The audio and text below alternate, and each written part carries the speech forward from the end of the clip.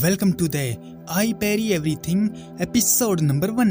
कहानी के स्टार्ट में हम एक नोर नाम के लड़के को देखते हैं जो अलग अलग तरह के काम करता है और अभी वो नाली साफ करके एक बूढ़ी दादी माँ से अपने काम के पैसे लेकर बोझा ढोने का काम करने चला जाता है, जहाँ पर उसकी मदद से उन लोगों का कई दिन का काम एक ही दिन में निपट जाता है।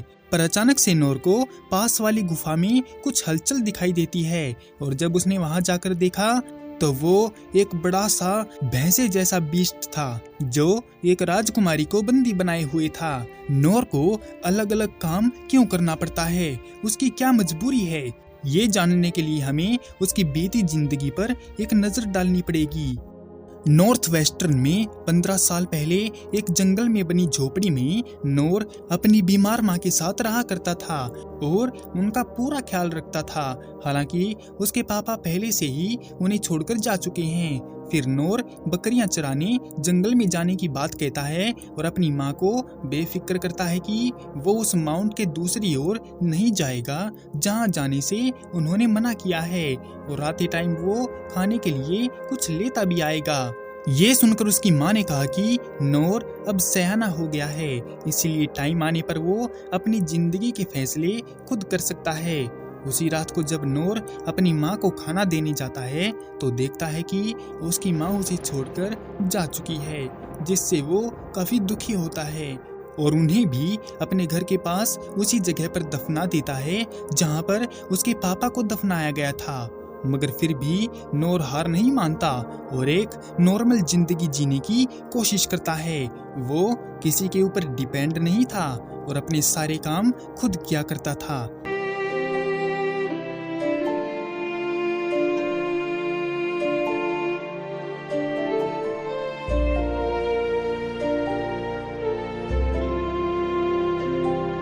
लेकिन एक रात जब नोर किसी किताब को पढ़ रहा था तो उसे उसमें एडवेंचरर के बारे में लिखा दिखाई देता है। उसे याद है कि एक बार उसके पापा ने एडवेंचरर के बारे में उसको बताया था कि वो कई तरह के हो सकते हैं, जैसे स्वॉर्डमैन, जासूस या फिर चीजों को एक्सप्लोर या ढूंढने वाले।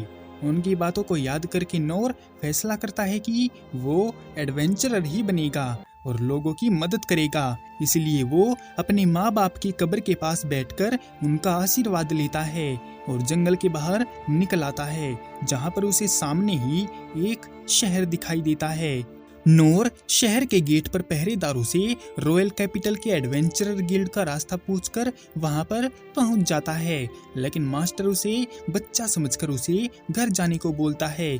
तो नोर बताता है कि उसके जिंदा रहने या मरने से किसी को फर्क नहीं पड़ेगा क्योंकि उसके माँ बाप पहले ही मर चुके हैं, इसीलिए उसको गिल्ड में ले लिया जाए।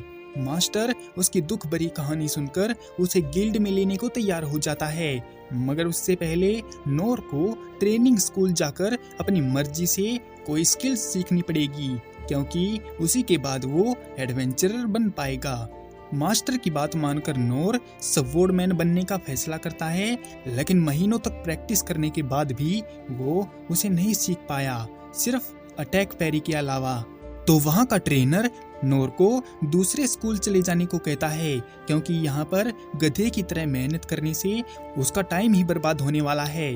तो नोर उनकी बात की इज्जत रखते हुए वॉरियर यानी एक योद्धा बनने चला जाता है, जहाँ पर मेहनत करने से उसका पसीना निकल जाता है और कहीं उसकी जान पर न बन आए, इसीलिए ट्रेनर उसको निकाल देता है। नोर हंटर बनने जाता है पर उसे वहां पर पहले ही रिजेक्ट कर दिया जाता है और उसे जासूसी वाले स्कूल में भी जगह नहीं मिलती। नोर जादूगर बनने जाता है पर वो वहां पर भी फेल। नोर हीलर बनने जाता है पर लो हील के अलावा उसे कुछ नहीं आया और उसे वहां से भी भगा दिया गया। मास्टर उसे डांटता है कि हर स्कूल में 3 महीने गुजारने के बाद वो कोई स्किल क्यों नहीं सीख पाया। मास्टर उसे एडवाइस देते हैं कि एडवेंचरर बनना उसके बस की बात नहीं है और उसे घर चले जाना चाहिए। दुखी मन से नोर अपने घर लौट आता है और अपने माँ बाप से माफी मांगता है कि वो एडवेंचरर बनने में फेल रहा, लेकिन अभी तक उसने हार नहीं मानी है और वो खुद से मेहनत करके ट्रेनर के सिखाई पैतरों को डेवलप करेगा। नोर जम के मेहनत करता है और 1 साल में अपने ऊपर आने वाले 10 तलवारों के हमलों को रोक सकता है और 3 साल के बाद नोर 100 तलवारों का जवाब देने में माहिर हो जाता है। मगर उसे यहीं पर नहीं रुकना है, तो 10 साल के बाद नोर इतना काबिल हो गया कि वो हजारों तलवारों के अटैक को रोक सकता है। लेकिन अभी भी उसे किसी स्किल का ज्ञान नहीं है, इसीलिए वो फिर से अपने माँ बाप का आशीर्वाद लेकर एक बार उसी गिल्ड में फिर से जाने का फैसला करता है। और जब वो उस गिल्ड में जाता है तो मास्टर उसको एक झटके में पहचान लेता है और वो बैठकर बातें करते हैं। नोर ने बताया कि उसने पिछले 14 साल में बस पैरी को ही अपग्रेड किया है, तो क्या अभी भी उसके गिल्ड में आने के कोई चांस हैं? हमें पता चलता है कि यहाँ पर भी सोलो लेवलिंग की ही तरह ई रैंक से लेकर एस रैंक मौजूद हैं। ई रैंक सबसे कमजोर जबकि एस रैंक सबसे स्ट्रॉन्ग। हालांकि ई रैंक में जाने के लिए किसी स्किल का होना बहुत जरूरी है और वो नोर के पास है नहीं। लेकिन ई रैंक से नीचे भी एक रैंक एग्जिस्ट करती है जो कि एफ रैंक है, लेकिन उसमें जाने के लिए भी कुछ शर्तें हैं और मास्टर ऐसी शर्तें बताता है जिसको सुनकर कोई भी उसे करने को तैयार नहीं होता। दरअसल मास्टर ऐसा इसीलिए बोल रहे थे कि नोर एडवेंचरर बनने की जिद छोड़ दे और उसकी जान बच जाए, मगर नोर हाँ बोल देता है क्योंकि उसे एक एडवेंचरर बनना है। मास्टर उसे एफ रैंक वाला लाइसेंस बनाकर दे देते हैं, जिसको पाकर नोर खुश हो जाता है क्योंकि उसका सपना पूरा हो गया और वो एक एडवेंचरर बन गया। नोर छोटे मोटे काम करके लोगों की मदद करने लगता है और साथ में हमेशा की तरह अपनी प्रैक्टिस भी करता रहता है।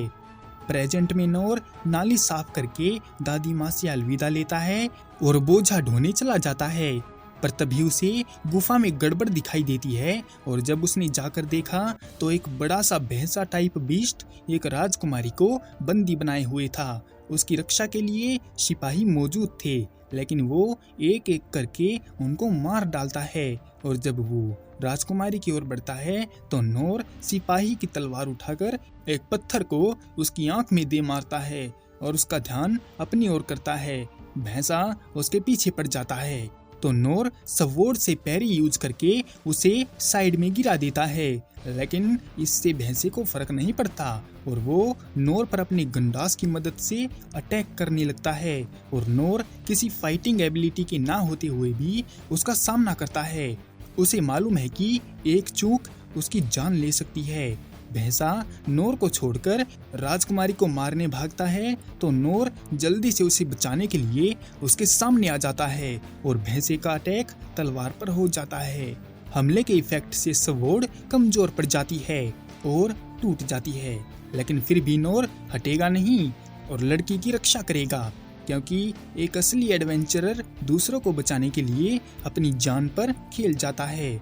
उसके पापा के बताए अनुसार भैंसा फिर से हमला करता है तो नोर उसे रोककर पैरी से उसके गंडास को उसी की तरफ मोड़ के उसकी गर्दन काट देता है और उसके मरते ही राजकुमारी आजाद हो जाती है और वो नोर का शुक्रिया बोल के उसका नाम पूछती है तो नोर अपना नाम नहीं बताता और सिपाहियों को ना बचा पाने के लिए उससे माफी मांगता है और तुरंत ही वहां से चला जाता है और राजकुमारी को ढूंढते हुए आए सैनिक उसको रेस्क्यू कर लेते हैं।